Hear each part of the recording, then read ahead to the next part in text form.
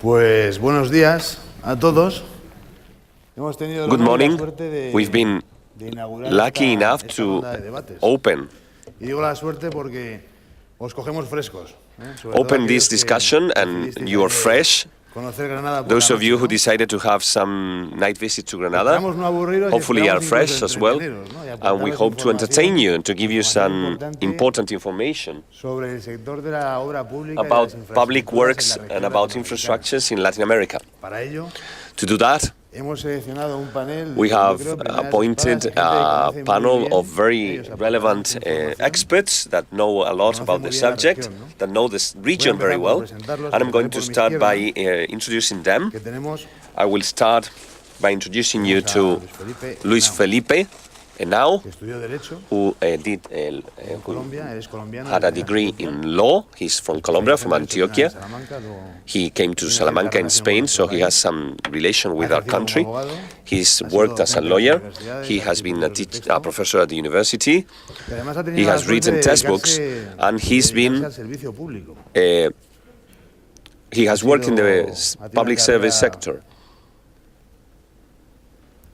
Política o de servicio público, digamos, que le terminó llevando a ser ministro de la vivienda. He ended up being Minister for Housing in Colombia, the youngest minister in the history of Colombia. Is that Además, ha right? tenido la suerte desde ese puesto del And ministerio de in this desarrollar position at the políticas ministry, he que han has been valido able además to para develop mejorar policies la vida de sus ciudadanos. that have improved the Programas lives de of the vivienda citizens social there. que han permitido a Social los housing colombianos, a policies muchos colombianos, that tener have acceso a enabled vivienda, Colombians to por have esos access to políticos housing. realmente aportan valor añadido y And this trabajan para provides, los of demás. course, added value to Así que bueno, tiene mucha experiencia the country. en este sector. He y has plenty of experience in the muchas sector. gracias por estar aquí. Muchas gracias por la invitación, muchas gracias a Mafre y es un honor estar acá. Thank you. It's a great pleasure to be here. A mi derecha tenemos a Camilo Bucci. Camilo Bucci es brasileño. Camilo Uche is Brazilian. He speaks Portuguese. Entiende perfectamente. Camilo el español. Bucci understands Spanish very Para well. los que no hablamos, no And tenemos la for desgracia de no hablar those portugués, who pues don't tenemos speak el Portuguese, servicio de traducción. we have the translation Camilo service for him. Tiene 47 años, es Camilo brasileño y is lleva toda 47, su is vida Brazilian, dedicada en el Banco de Brasil, and he has been Banco más grande de working Brasil, in the para bank in la Brazil, financiación de proyectos. in the Ahora Bank mismo of es Brazil for superintendente projects. de la He's superintendent of y es la corporate, persona que con un equipo de and 180 with a team of 180 civil servants, se encarga de financiar he los grandes proyectos funds big projects there in the Brazilian industry in sectors such as automoción, automation, agro, mining, infrastructure, services, etc. empresariales con MBA en finanzas. He's got an MBA in finance. Thank you for being here. Y es de los que mejor conoce las inversiones. And he knows investments very well in Brazil. He represents 50% of the economy in Latin America, and Brazil represents 50% of the economy there. So he's going to have a very important vision here. Thanks, Camilo. Primeiro eu queria agradecer, a todo o board da MAFRE. É prazer estar aqui. Well, I want to thank everybody in Mafre. It is a pleasure to be here in Spain. Thank you. Obrigado. En el extremo derecho tenemos a Daniel Bentín. que es Daniel director Bentín, de on your ENG right. Y contratación en el grupo Abertis.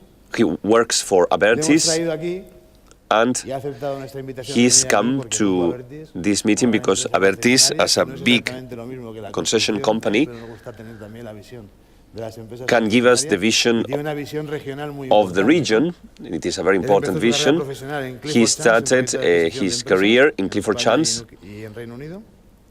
Y desde 2005 está en and Abertis since Infraestructuras, 2005 he's been in Abertis working in concessions for highways, airports en Europa y en América. in Europe and in America as well. Nos será muy útil también. Muchas Surely he's going to give us some very good insights about the topic. Thank you. gracias. Además tiene una cosa, él es de Granada. He's from Granada. Que trabaja en Barcelona. él es He de works in Granada, Barcelona, pero but he's juega from en casa. Granada, so he plays at home. Y finalmente tenemos a nuestra And izquierda finally, a Mario Claro, ¿no? Quien Mario ha trabajado alguna vez en Chile. Claro, those who have worked in Chile knows Mario very well. He's been for 50 years now working as an insurance broker. Empezando con Claro, Marx McLennan, ¿no? Después ya Marx He Chile. has been in Chile in the sector for many years now. En 2002 empezó su retirada. In 2002, he started leaving the executive positions, but Mario never leaves. He's here. He accepted the invitation, and we're delighted to have him here. Fundó, por dar algún dato más, también fundó He Marx McLennan founded en Argentina Marx McLennan en el año in 93. Argentina. Y bueno, conoce perfectamente el sector de And he knows the infraestructuras en su país, ¿no? infrastructure sector very well in his country. En la colocación de programas de seguros de concesionarias de infraestructura vial, portuaria, sanitaria. So he's worked in this sector for many years now. Así que muchas gracias. So thank you very much. Thank you for accepting the invitation. Thank you. Thank you, Antonio. Thank you, Así que, como Mafre ven Global. ustedes, tenemos un panel de primeras So espadas. we have a panel of Yo quisiera empezar con un pequeño dato que a nos daba wonderful, el Banco Interamericano de Desarrollo, ¿no? set Sobre of las speakers. infraestructuras en la región. Que decía que en la región In the region, latinoamericana in se invertía LATAM, el 2,5% del PIB en desarrollo de infraestructura. we invest Mientras que en regiones como la del este asiática, 2.5% of the GDP in infrastructures, but in Asia they're investing up to 10% y venía a concluir in infrastructures. And this means that the good thing about Latin America is everything is still yet to be done. grandes oportunidades para los inversores internacionales, ¿no? So there are many good opportunities for international investors in Latin Yo diría America. que todo está por hacer porque hemos I'm visto not el desarrollo saying de that grandes everything proyectos is en to los be últimos done años, because ¿no? we have seen big projects in the last few years with the various topics, Panama, Quito, etc. La ampliación del canal de Panamá, y hay The muchas enhancement of the carreteras, ¿no? El puente de canal in Chanao, Panama, la extensión del aeropuerto, la ampliación the del enhancement aeropuerto of the de airport México. in Mexico. Hay muchísimas infraestructuras There are many aún por hacer, infrastructures eso that es are verdad. still to be Yo aprovechando que tenemos a done. tres representantes de grandes economías de la Now región, that we have lo que os big pediría es que economies in the region actualicéis un represented poco cómo here, está we would like to la update inversión pública public en vuestros investment países. in your countries. Yo empezaría por Colombia. I would start by Colombia. Bueno, de nuevo, muy buenos días. Well, good Muchísimas morning. gracias por Thank su you very invitación. much for the invitation. Como lo estábamos mirando, Colombia es un país Colombia que is a tiene un rezago country en infraestructura that muy grande. has Tal vez an uno de los infrastructure rezagos más importantes requirement which a is nivel very global, big. pero también a nivel latinoamericano. One of the most important ones. Cuando uno mira la posición del When World one Economic looks at Forum, the Colombia está en World el puesto Economic Forum, 128 en we are 144 países 128 out of analizados. En la 144 región, countries. Mario ocupa el puesto 18 en toda la región. And Mario is, Eso ha llevado que, o es for instance, consecuencia knows que en that los this is the últimos 18th 30 años, como lo decías tú, country in the region. So the investment in infrastructures has been very low, 0.6% of the GDP. For this reason, the last few governments have changed the problem or the topic of infrastructures. And Colombia has started in the first stage of the government by Santos, by President Santos, and in the last part of Uribe, a process of planning in infrastructure. This process has taken us to the biggest set of investment in the whole history of the country, 50 billion Colombian pesos. Cada billón de pesos alrededor de 300 mil millones de euros o 400 mil millones de dólares.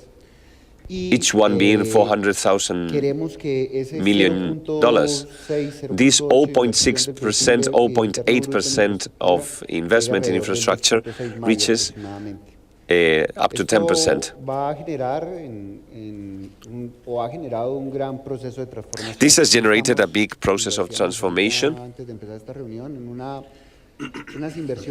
We are having the fourth generation of investments. This is not a lot. With 4G internet, this is not a lot, but it is a process of institutional transformation that has been very important to generate confidence in investors. This institutional transformation started by looking at what happened in the history of Colombia. Colombia has around 16,000 kilometers of roadways, and this was in concessions only in 5,000 kilometers. So what this last wave or generation of investors did was reaching up to 7,000 kilometers, but generating new roadways and sustaining other ones that we had. How have we developed these investments? I will try to summarize in these few minutes that I have available. First of all, we started the planning and we changed the structural framework, the institutional one. We generated an institution that was specialized for concessions, the National Agency for Infrastructures. The second thing was a vice ministry that was specialized in Lo tercero, infrastructures. se desarrolló una The ley, third esto thing es un tema que vamos was tal vez a tocar más adelante, a law para que no se desarrollaran licitaciones that con precios intended not artificialmente to bajos, para que open calls for proposals esos until boquetes de we corrupción que se solved pueden generar después de adjudicar una licitación muy corruption baja y problem. que se vayan dando ampliaciones a los contratos, estén limitadas por cuantía y tiempo. So we have to take a look at the Además, amount, or the total en un amount of the proceso de concessions generación to de see that. confianza en disminución de riesgos. So we decided to ¿En qué diminish the disminución de risks. Primero, What una risks mejor did we estructuración de diminish? los A better restructuring No of the puede projects salir, Mario, was un needed. proyecto de licitación que no esté en fase 2 We de cannot ingeniería, have eso es muy a importante. project that is not in phase 2 of En que el engineering. gobierno asuma unos The proyectos government que has estén a to cargo del propio gobierno, por ejemplo, todo el assume tema del licenciamiento ambiental, hay una corresponsabilidad con whatever el gobierno. has to do with Todo el licenses tema de in gestión environment, predial, por donde tienen que pasar the las vías, management existe of una the responsabilidad también del gobierno. planification Todo of el the tema planning de of the consultas previas, porque roadways. como intervienen tantos actores, And since there are so toca many actors desarrollar vías involved, por donde hay we have to develop sectores roadways indígenas, in negritudes o sectores sociales. places Ahí that hay gran we have conflictividad social y conflict. ahí existe una So there responsabilidad is del a gobierno. responsibility of the Entonces, government sacó una there. ley para disminuir So there estos was a procesos, law pero además to diminish, dándole to decrease al those sector processes financiero and to give la the tranquilidad que financial si existen sector, the esos financial riesgos, esos industry, riesgos tienen que ser the asumidos por, confirmation that if there Economía. are risks, Con these esto risks vamos will a be assumed by the desarrollar government. alrededor de So 33 we will vías, develop estas up to 33 vías, 33 de las roadways, 23 olas, ya se han adjudicado, and they y have existe una been gran capacidad de inversión, assigned, las primeras and ya there's a tuvieron big cierre capacity financiero, of investments. ya empezaron ejecución. We started the 9 execution of ya todas those están roadways. adjudicadas, All 9 of them están en have been procesos de cierre assigned. financiero, y 9 of otros them están en are etapas about to be closed financially, precontractuales. and the rest Con are esto in vamos a pre-contract generar stages. el impacto sobre el Producto And the Interno impact Bruto on sea the alrededor del GDP is going 2% to en be los próximos 2% 8 in the años, next que se generen 8 years. alrededor de We're going to 820.000 generate empleos, 120,000 y termino esta breve jobs. introducción por lo que And por lo que iniciaste. I will finish my introduction by what you just mentioned. Colombia has to be leaving soon, hopefully, this 18th position in the region in Latin America to be in the 3rd or the 4th position in the region. This is for reassurance of everybody in favor of the private sector in Colombia. We've had a new fiscal regulation in Colombia that forces us not to have debt beyond certain margins so that everything is safer in the country. So we know now that it is not only the National Bank but other banks that fund these projects. In this preliminary stage, in this first stage that we have of infrastructure. Thank you. So now we move to Camilo. Tell us about Brazil.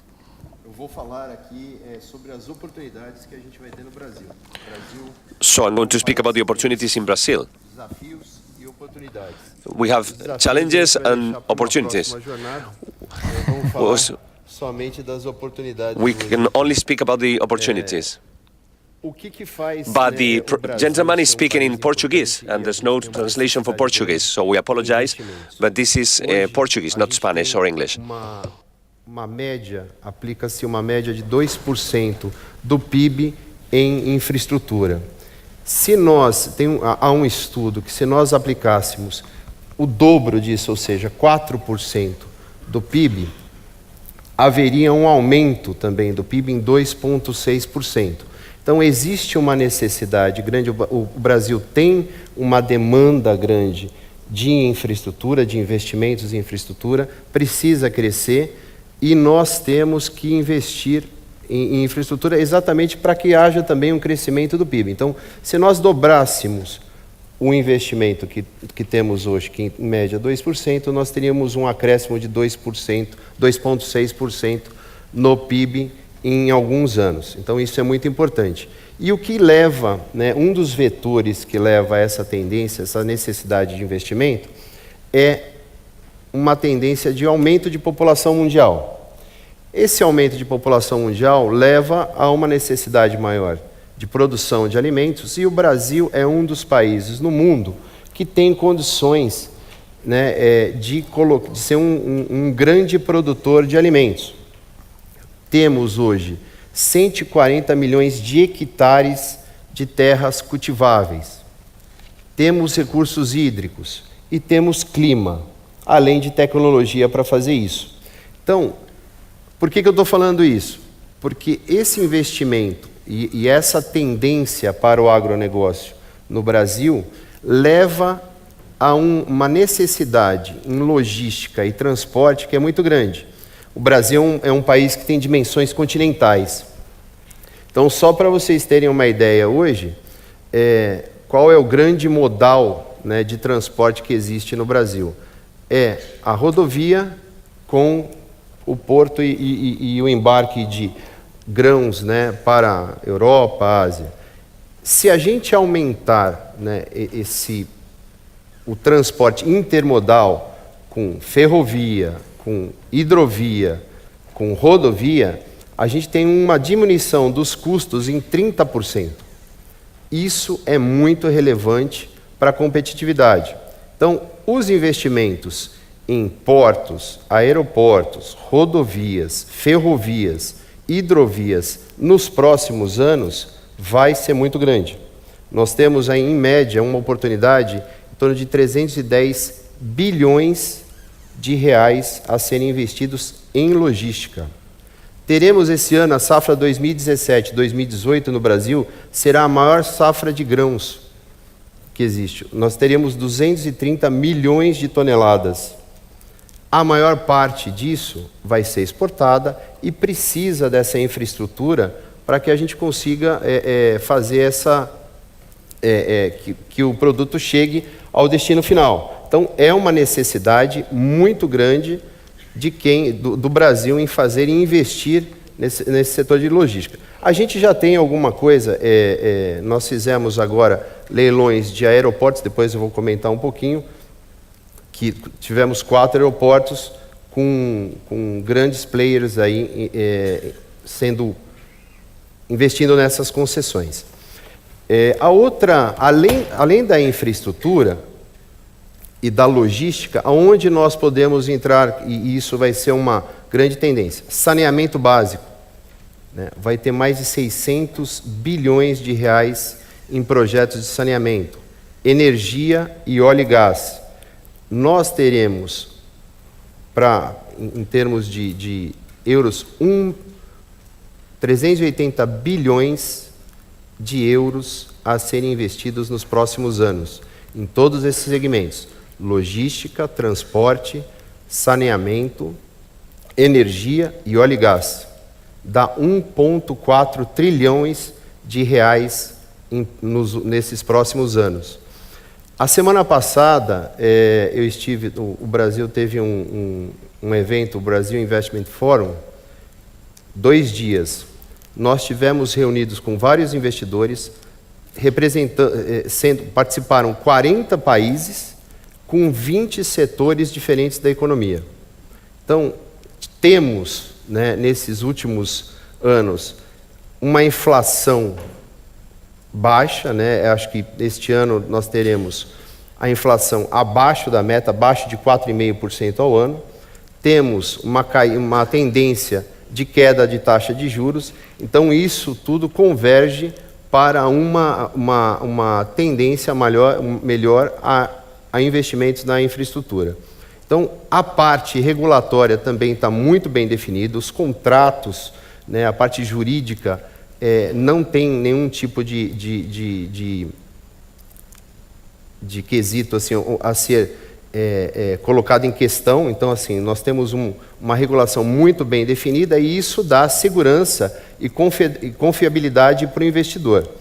Nós fizemos, nesses últimos 1 ano, nós tivemos 86 bilhões de reais em investimentos já realizados no Brasil, apesar, que eu falei, de todos os desafios. Então, temos condições plenas, temos oportunidades, principalmente nessas áreas. Mas, como eu falei, logística, saneamento básico, energia e óleo e gás. São os grandes vetores da infraestrutura e dos investimentos que o Brasil vai ter. Então, temos muitas oportunidades. Es que las cifras, cuando hablamos de Brasil, es que las So the figures really are quite impressive. We are talking about an economy where there's still large opportunities. Now tell us about Chile, Mario, please. Chile. It's easier to tell you the data. In Chile, we have only 10% of the population of Brazil. In Chile, in the 90s, a process was started of public-private corporations and collaborations on infrastructure projects, since our infrastructure was outdated after of governments which had not allowed or did not want to allow private investment in infrastructures. In this way, in this last years, important legislative changes have taken place, which have allowed Chile to start very important infrastructure projects such as roads, airports, ports. I have some data to share with you. After the report that we received at the end of 2016, there were 80 contracts assigned with investments of approximately $15 billion. So this is very important for a country like Chile. Of this 15 billion, around 50% corresponds to interurban roads, 14% highways, 4% other public infrastructures, and 8% in airports and ports. After that, the government, the need for infrastructure investments should be between 2.5 to 3.5% of our gross GDP. This should be between $6 to $10 billion on an annual basis. So we are talking about important investments, and this is perhaps not the same as in Asia, but certainly we are talking about a very high sum of money. We are talking also there is an infrastructure investment fund, so that public-private corporations can participate and investment funds can invest. And in all this process, especially on infrastructure investment, the Spanish companies have been leaders. I don't want to forget any: ACS, Dragados, Casiba, Ferrovial. Almost all Spanish important construction companies have been the drivers of public-private investment in infrastructures in Chile. And nowadays, I would say that, except that the Colombian company Viasa, most of the infrastructure in Chile has been allocated and assigned to Spanish companies in Chile, and also the Italians know as well. They are also present and with an important investment share of the total. I would say that in the coming years, the most important investments are going to be conducted in hospital infrastructure with $2 billion. Another $2 billion will be highways and airports, and $6 billion in ports and in other infrastructure.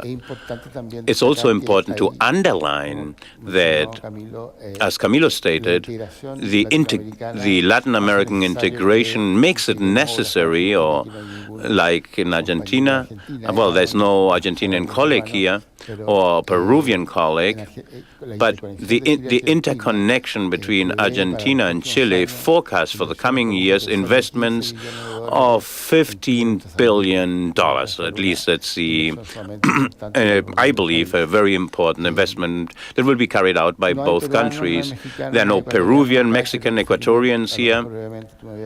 You had asked me to speak about other countries. Peru, you know, they have a government now which is promoting economic freedom. They're talking about an estimated investment of 8% of their growth GDP for the next coming 10 years, which means similar figures that I've just mentioned in Chile. $57.5 billion approximately investment in the underground, the metro, the subway in Lima, 18 billion in railroads, 8 billion in roads, and 6.3 billion in ports. I believe, without any doubt, this represents a great opportunity for Spanish companies, and without any doubt, there will be also investment opportunities in Ecuador. There they speak about $4 to $5 billion of infrastructure investment in the next coming years through privatization of ports and airports. And in Mexico, the figures are perhaps similar, and they estimated in the coming years approximately there's going to be investment of $25 billion in the next 2-3 years. And this is leaving the gas sector out, because in the gas sector, the investment is basically private. It's only done by the private sector. So $2.5 billion in dollars, 8 billion in railroads, 7 billion in ports, and 8 billion in airports. That in Mexico. These are the countries that you asked me to provide some data on. What's quite clear, for the development of the region, infrastructure investment is absolutely of vital importance. So they need to find investors, because the governments won't be able to really provide all capital. There's a need for private capital, for private investment, and here we will have the view of private investment. And here you will tell us about the positioning on the position of the ranking of Albertis. Thank you for the invitation to this panel. The truth, it's a great honor to be here, and it's an opportunity to sit here. Please allow me to make a brief introduction about Albertis. I don't want to start with advertisement. However, Albertis, as Antonio commented, is not a group of construction companies. They're concessionaries, pure concessionaries. In the past time, we have been focused exclusively in concession of toll highways or motorways. We manage more than 8,000 kilometers in the whole world. In Latin America, more than 3,000 kilometers are managed in Brazil, 800 kilometers in Chile. We are the first operator in Chile, highways, 175 in Argentina, Puerto Rico, etc. And we have a minority representation in Colombia as pure concessionaries. That the Albertis Group is, our view is on a long term. The main asset is a contract, a concession contract. To acquire that type of contract, you can imagine, is quite relevant and important to get a return on your investment. And investment is always on a long term, with a long-term view. So the risk analyses that we are mentioning here, we are talking about insurances and risks, is of absolute importance. And when we speak about risks, we talk about risk of all type and risk of very diverse nature and of very important relevance. Political risk, natural phenomena, catastrophes, risk on asset risk, geological risk, etc. Of those, if you want to, we comment a little bit on of how Albertis is facing this risk in Latin America. It's following the normal, usual method for any territory in the world. And we can also comment on which risks concern us the most in countries like Chile, Brazil, in which countries in where we have a more important presence, and how we support, how we work with how we analyze our risk, our risk. The interpreter apologizes, but the sound that the interpreters are getting is absolutely horrendous. So the peace we want to get a balance in our risk portfolio, and we also, you stated in your introduction that the risk has to be acceptable so that private investors get encouraged to invest on roads, highways, ports, etc., and so that there has to be an infrastructure agency which understands the risk in the country, the needs of the investors, and clear, transparent, and efficient processes. A risk regulation should be balanced. The fight against corruption, etc. All those issues are of fundamental importance. Latin America, we feel more and more comfortable in Latin America. In Brazil, in spite of the difficulties, there are tremendous opportunities. In Colombia, we are also with little. Colombia is also doing things very, very well. Thank you, Daniel. Taking advantage that we have all the speakers here on infrastructure and public investment, we have here the private company, the insurance sector. We have an insurance company. You know, they have prohibited me from speaking. I'm only allowed to moderate. Please tell us, how can public administration provide legal security? How do you analyze risk projects? As Mario stated, I believe the most important thing is to know why we are here, what are we here for, in countries with strong economies which are in the process of expansion, and also we wouldn't be able to reach those goals. We won't be able to, the government wouldn't be able to fund with 6% of GDP all those investment projects. So we have to reach them. We are looking especially at the Chilean experience in the 90s with public-private investments, and in Colombia we are developing different types of corporations, private-public corporations with shared risk, and these are projects with long-term view of 20 to 30 years, and we are working together with the resources that the concession generates through the tolls for the maintenance of the road and to provide also for profits ourselves. What have we found? We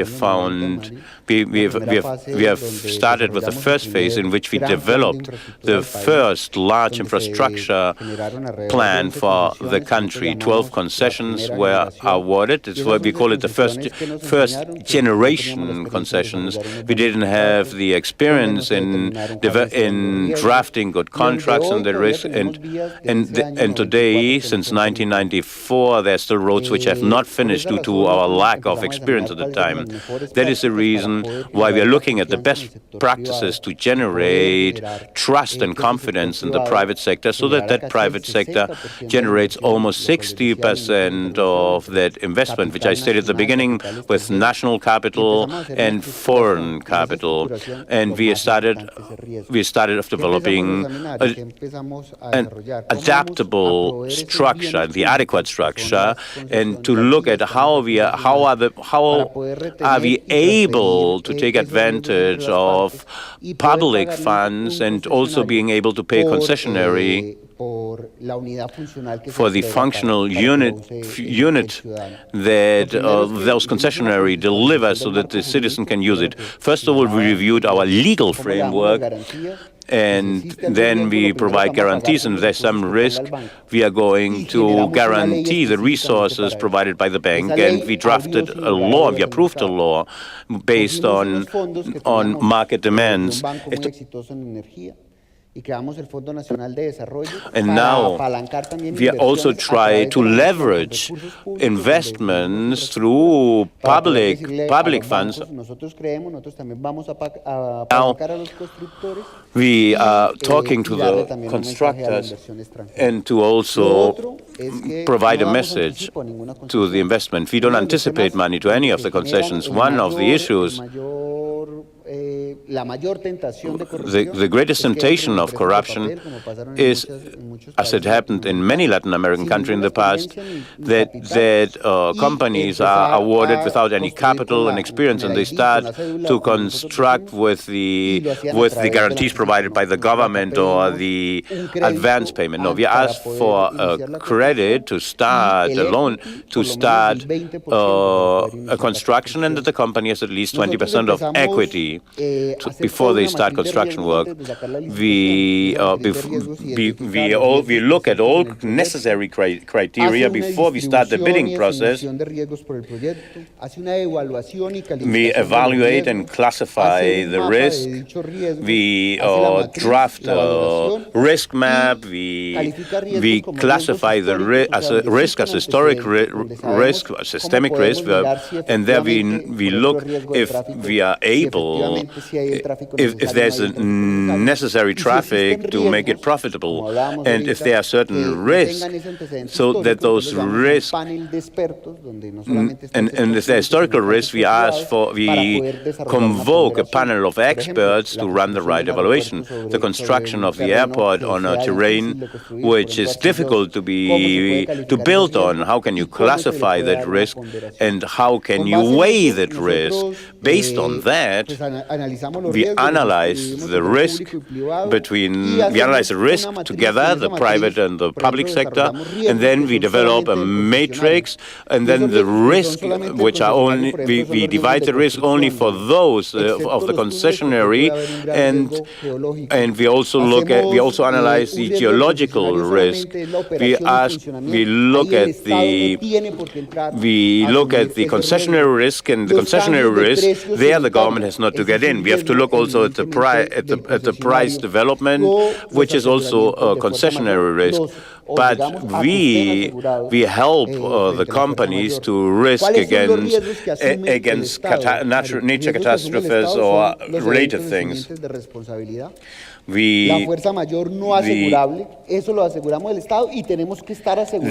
force majeure is being insured by the state, guaranteed by the state, things that you cannot insure. And if I'm not able to declare the project of public utility, and if there's a problem which paralyzes somehow the construction, that is not the risk that the concessionary has to take. That is the risk that the government has to take. The concessionary has to do everything to get the license. But if there's proof that there's no due diligence by the government, and the government doesn't help him, the responsibility is shared, and this has provided more calmness, has reassured our investors. And another thing which is of prime importance is that we have tax or fiscal stability. So if we have a 3% tax on growth, on our growth revenue, then if it's above 3%, that would be the responsibility of the government, and also the environmental costs have to be taken into account. If once we structure a contract from a risk point of view, when we structure a good contract, we develop a robust process. We analyze the risk, the construction risk, the engineering risk, and then we develop new contracts.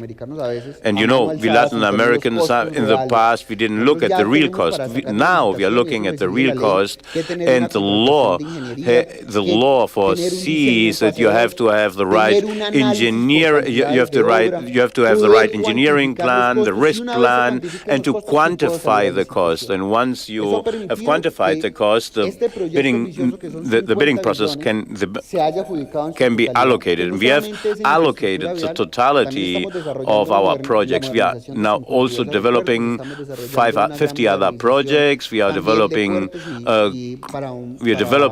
developing a new bidding process for our ports, and we are developing the great project, hydraulic project in the Magdalena River. So this has really generated trust. What is then what is the other risk? The risk is corruption. We hadn't quantified it in all the countries, and it's quite obvious. We are suffering that nightmare which corruption represents, and that a risk which is very difficult to measure because it generates fear in the concessionaires. We are right now with a Brazilian company in a concession project which was awarded in 2010. What do the institutions have to do? The first thing, that the banks are being paid, and we are working in that as a government to ensure that payment and to provide legal and financial security to the other 33 concessionaires, and that they know that the government treats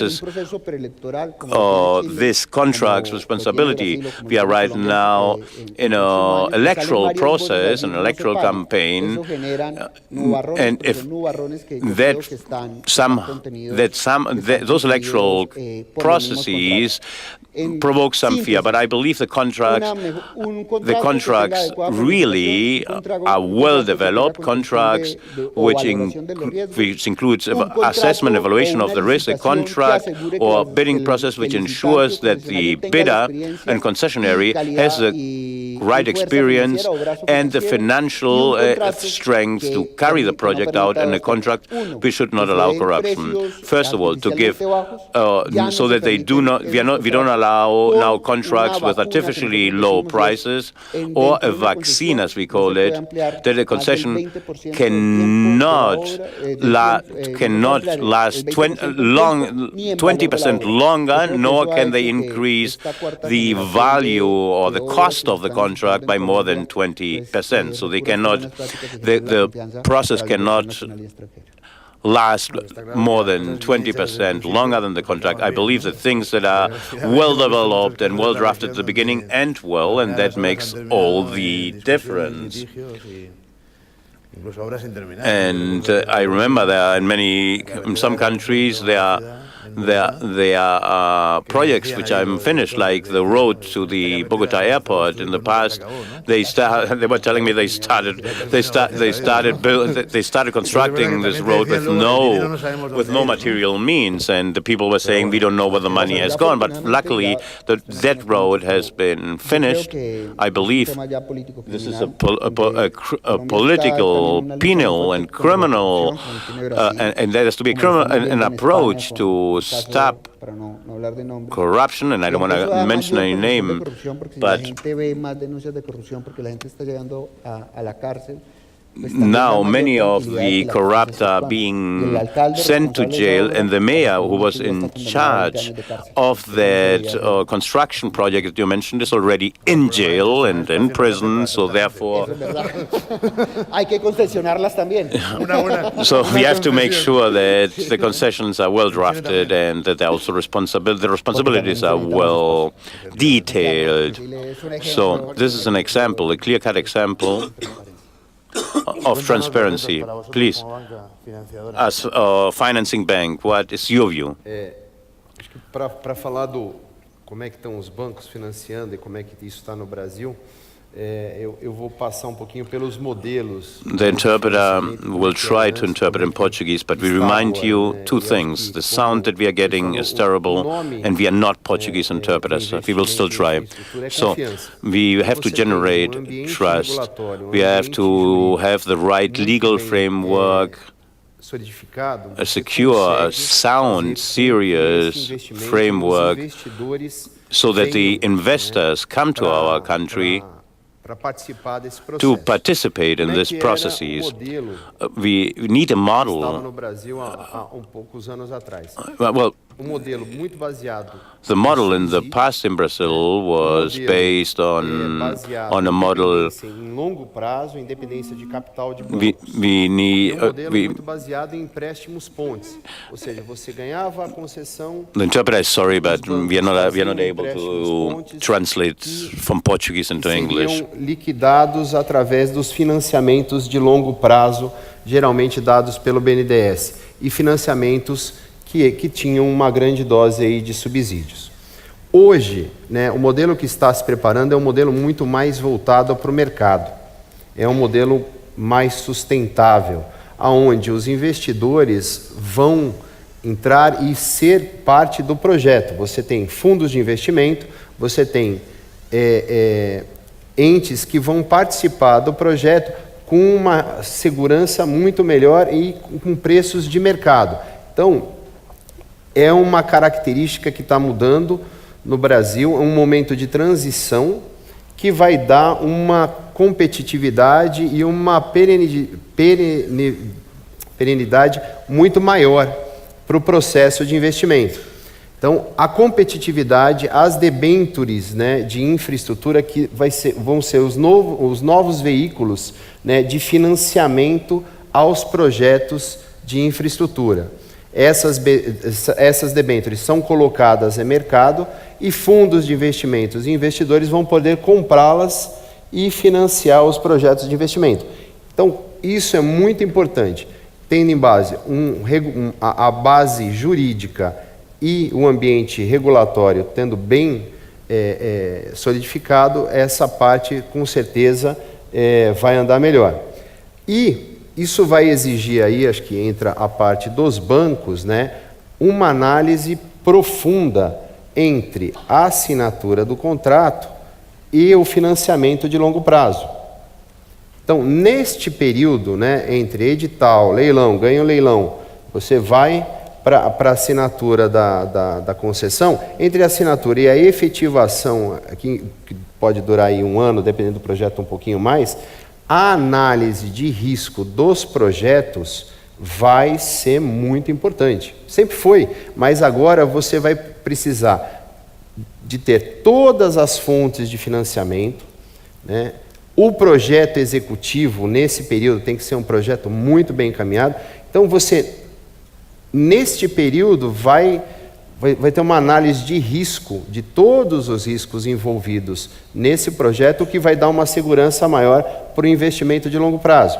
Quando você tiver no investimento de longo prazo, esta fase de todos os riscos analisados, todas as fontes de financiamento, o projeto executivo do investimento tem que estar perfeito. Você tem que estar com tudo isso muito bem, está pronto antes de entrar no financiamento de longo prazo. Para não acontecer o que aconteceu, né, em alguns casos recentes, onde a gente está administrando alguns problemas com empréstimos pontos e depois os financiamentos de longo prazo acabaram não saindo. Então, essa é uma parte importante na parte regulatória, jurídica, que vai dar condições para você ter um maior investimento, né, em infraestrutura. Isso é muito importante. Os bancos, na verdade, aí não tem muito segredo, você vai analisar o projeto, vai ver a parte de fluxo de caixa, valuation, então assim, isso continua normal, uma análise de crédito muito rigorosa, né? E a assessoria dos bancos nessa parte é muito importante, exatamente para você procurar quais são as fontes de financiamento, para você formar os sindicatos, geralmente na fase pré-completion, você vai ter o lado dos bancos dando fianças, né, para que você tenha um investidor podendo correr o risco não correr o risco do completion, né, das obras. Então você vai ter, isso não muda, né, a análise de crédito, a análise do projeto em si não vai mudar, continua sendo muito rigoroso. O que nós temos que fazer realmente, isso vai ser um papel, é antecipar os movimentos. Então, o conselho, né, que nós damos vamos antecipar, vamos colocar os bancos, né, na assessoria financeira do projeto, para que a gente consiga analisar com mais calma, que nós tenhamos tempo para colocar, para conseguir todas as fontes de financiamento, para analisar direitinho o quadro de uso de fontes, o fluxo de caixa. Isso é muito importante e vai dar, com certeza, condições para se investir mais e condições de segurança e confiança. O nome do jogo é confiança. Se você não tiver confiança, você não consegue fazer um aumento de investimento em infraestrutura. A infraestrutura é longo prazo, então não tem jeito de ser diferente. E o Brasil vem caminhando e se estruturando bem para conseguir fazer essa parte de transição. Só para vocês, eu falei que eu ia comentar um pouquinho do que já foi feito, né, do que nós já fizemos. Só para vocês terem uma ideia, nesse primeiro semestre de 2017, nós já tivemos um leilão da CELG-D, que é uma distribuidora de energia, 2,1 bilhões de reais. A Enel comprou, participou. Em transmissão de energia elétrica, foram 35 lotes ofertados e 31 arrematados, no valor total de 12,7 bilhões. Os aeroportos, são 4 aeroportos que foram leiloados, a concessão: Fortaleza, Salvador, Porto Alegre e Florianópolis, né? Sendo Fraport, Vancy e a Zurique. O investimento total aí em outorga, 4 bilhões de reais. Investimentos previstos, né, em melhoras nesses aeroportos, 6 bilhões de reais. Isso que eu estou falando, isso já foi feito. Nós temos aqui artérias, né, que emitou uma concessão ali no estado de São Paulo, chamada Rodovia dos Calçados, né? Investimento ali, 5 bilhões em investimento. Outorga, 1,6 bilhões. Então, assim, as oportunidades existem, elas vão, e o ambiente regulatório, o ambiente de investimento, essa parte da análise do projeto melhorando, com certeza isso ainda vai melhorar mais. Muchas gracias. Estamos empezando a ir mal de tiempo. So we're doing bad with time. Vamos a empezar un poco más el So debate más we're going to vinculado más a seguros. connect the discussion more to insurance, how insurance is covering our risks. Yes, we don't have that much time. I was planning to comment on our risk map. It has been done already, the other side of the mirror. But this is the analysis that we do. This is the analysis that we think it's adequate from the administration part. So just to enhance the discussion regarding what I intended to mention, it is obvious when we hear Luis Felipe, Camilo and Mario, is that in infrastructure projects, many actors take part, and we are all obsessed with the legal certainty and the certainty in the control of risks. It is essential for everybody, obviously, and we're all aware that risks are of various kinds, and sometimes they are difficult to manage. And to do that, we need all parts to play their role. When we talk about corruption, we need the private investor to be the first one assuming their responsibility and to commit themselves to do things clean. When we met yesterday, we were mentioning initiatives in Brazil regarding the topic of corruption not to become an obstacle, a handicap. We're all scared when we buy assets that have some story behind them. For instance, societies that have been accused of being corrupt, etc., they are ideas that tend to shorten the moment of responsibility so that new investors that are committed could come in with no worries. This includes concessionaries, this includes funders, this includes everybody. And in the risk analysis, I think it is also important to highlight, talking about insurance, the role of brokers. When we carry out our analysis, it is an essential part of the analysis to understand local risks, geological risks, natural events, etc. What is the relevance in countries where we invest, and what is the ability to respond in the industry? If this is essential, so Mario, I will give the floor to you and you can tell us about that. El broker asesora a la administración, asesora a la banca financiadora, asesora al tomador. ¿Cuánto tiempo tengo? ¿5 minutos? 5 minutos para ti. Máximo. Okay, yes, what Poder hablar de mercado seguro, voy a decir algo yo. I want to say something Perdón, about insurance. me quedan como medio minuto menos. La industria aseguradora The ha dado insurance una muy buena industry respuesta is giving a very good a los response requerimientos to tanto de the las entidades requirements regulatorias como both de los financieros. in the regulatory entities and others. Ha sido muy ágil en responder a los requerimientos. You've been very ha sido muy quick in flexible. responding requirements, Yo creo que todos los asegurados responding to deben estar requirements, and contentos, I think all the insurers are, all the insured people should be happy because there has been no insurance that has not been bought. Even those who fund have been more strict y más duros, diría and yo, harder, I en would las say, negociaciones in the negotiations for obtener seguros. obtaining insurance, because they have set a series of conditions that are quite hard, and they are right to be hard in this respect.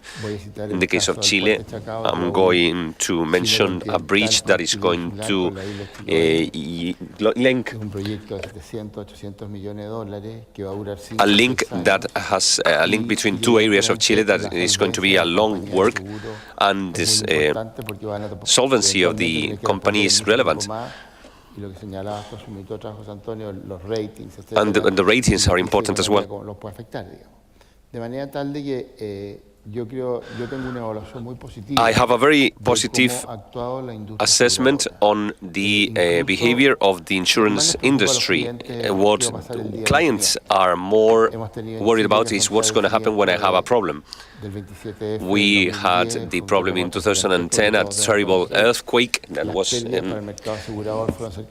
tremendous. $8,000 million were the losses, and almost all the cases were solved positively, according to the expectations of the insured people.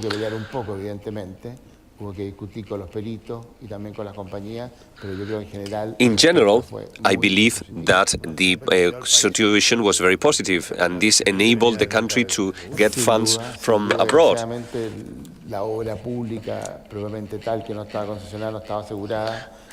The debt was confirmed, and it was 3/4 of the losses, but $8 billion was important, was essential. We're speaking about the requirements of those who fund, but sometimes these are bigger than the regulatory entity requirements. Sometimes the regulatory entity is connected to what they did 15 years ago, and they have not changed at all. And the insurance company has had to buy insurance that are more specialized.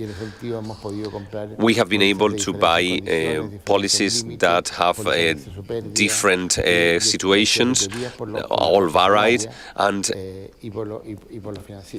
this has been very positive. This has enabled, likewise, to act by structuring insurance in the international market quite flexibly, with quite a lot of flexibility,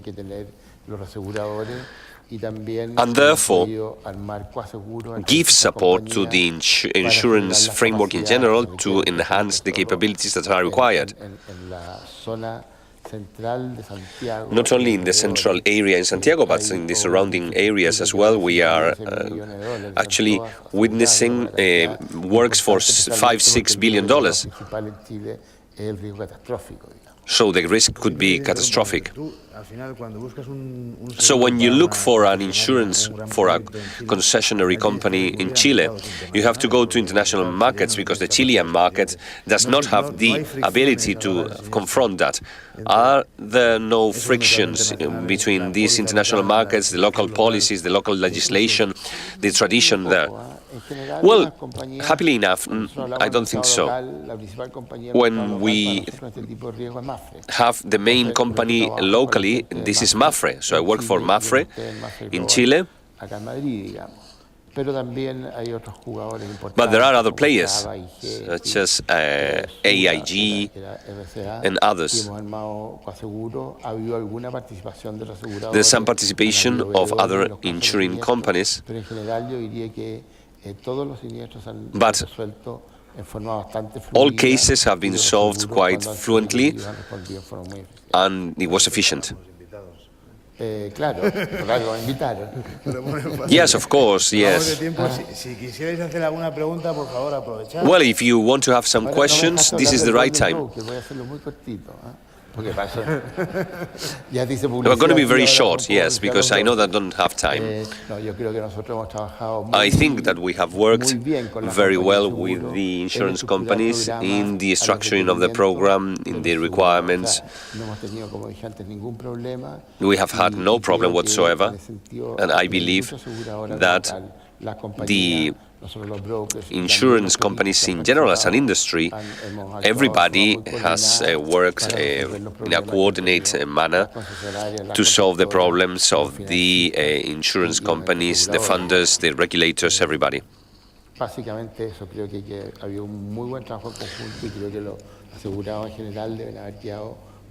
I think that those insured have been very happy with it. Even after the earthquake, of course, the earthquake was terrible. There were complications of franchising. The franchising for earthquakes was terrible. Normally it was 2% of the requirements of the regulatory entity. And they reached this maximum, and then there has been reductions towards values that are acceptable in general for the concessionary companies. In civil responsibility, this has been a good response regarding the limits. They can ask for $1 million up to $25 million in the case of airports, and we had to buy bigger limits, and the industry has responded very well. So we have satisfied the needs of the customers.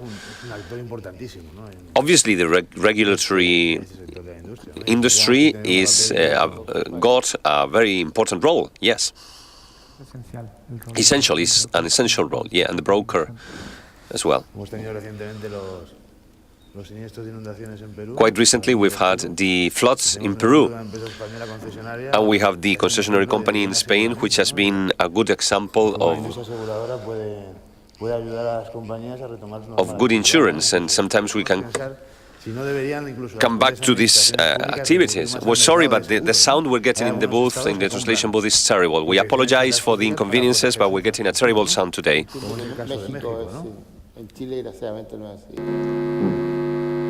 Colombia tampoco, en Colombia lo tenemos nada más para los contratos, pero sin lugar a dudas, el riesgo, por ejemplo, de sismo en Bogotá y en ciertas infraestructuras ya están haciendo empezar a evaluar desde el punto de vista legislativo la posibilidad de que ciertas infraestructuras estén aseguradas. Insisto, si tenéis alguna pregunta. Any questions?